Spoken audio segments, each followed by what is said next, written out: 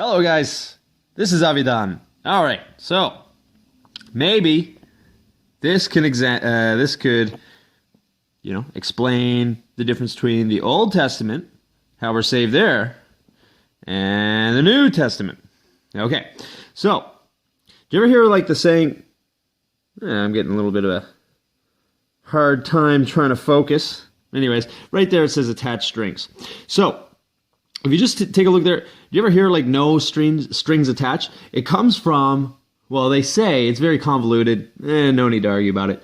But a lot of people say that it comes from like, the strings attached to a horse or a donkey or a beast of burden, right? And anyways, this attached string, as you read in Exodus, this is a high priest, okay? And in order for him to atone for everybody's sins, he would have to go through the veil in the temple, and then go to the sacrificial altar, and then he would do a sacrifice for himself because he's not perfect, right? And he has his own sins that he has to atone for. And then what he does, he atones for the sins of everybody else, okay? And what that does is it will make an offering to God, right? And then he atones for everybody else, for him, and then for everybody else, okay? But that veil, right, though he goes through that veil, this one is still there.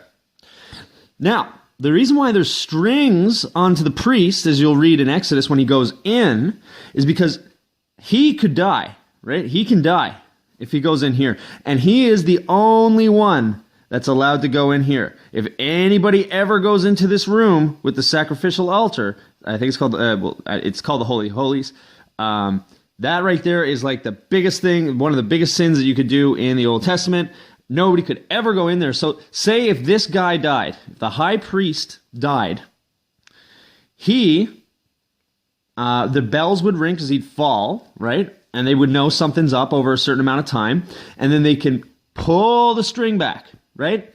But all of this atonement and everything really is symbolic or symbolized.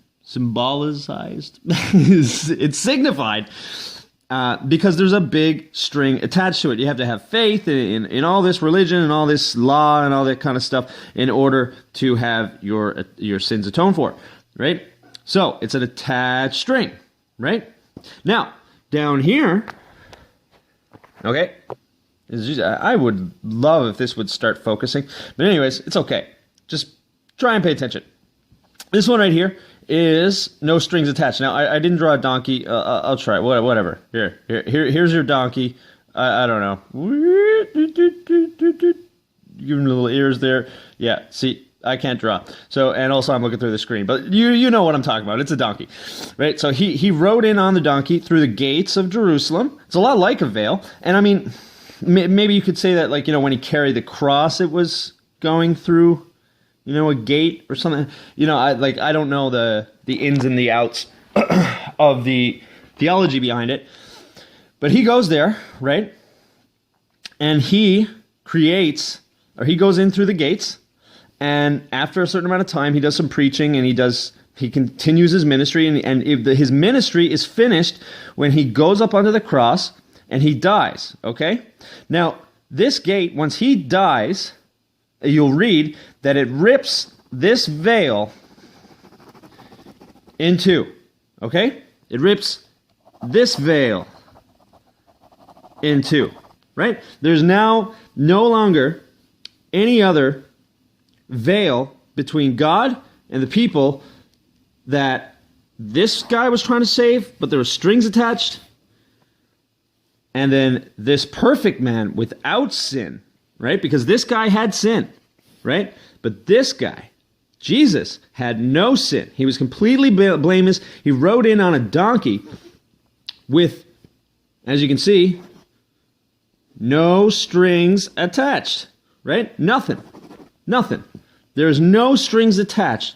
When Jesus made that sacrifice, he went through the gates or through the path to get to Calvary and made the sacrifice, wherever that was.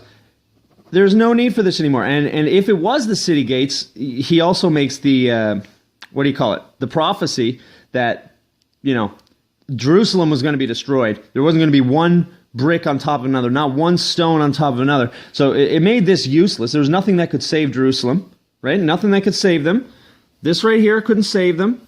This right here couldn't save them. The only thing that can save them is God. And when Jesus came over here, and he went in, and he did the sacrifice, first he went down, but then he went back up. He created the two-way relationship that you could have through Jesus' sacrifice so that you could be saved. Yay! So, the only thing that's missing, because there are a lot of there's a lot of similarities between this and this, except he had sin, and if you ever read it, Aaron was quite he made his mistakes, sure, who was the high priest, but this guy, he had no sin. None at all.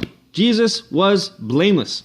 So he went in, did his sacrifice, and there is no more need for veils, gates, whatever, because Jesus, God, is your gate.